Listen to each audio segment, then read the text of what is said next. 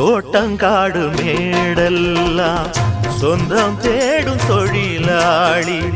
ஏழை கூட்டம் முன்னேற நீங்க தானே கூட்டாளி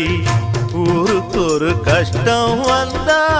பங்கு போடும் பாட்டாளி உள்ளபடி நீதி சொல்ல தேவையில்லை நாற்காலி தன்னாலே வணங்குது ஊரு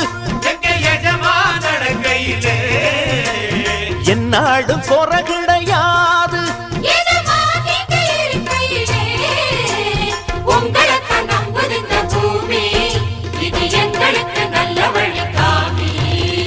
எஜமா காலடி மண்ணெடுத்து நெத்தியில போட்டு வச்சோம்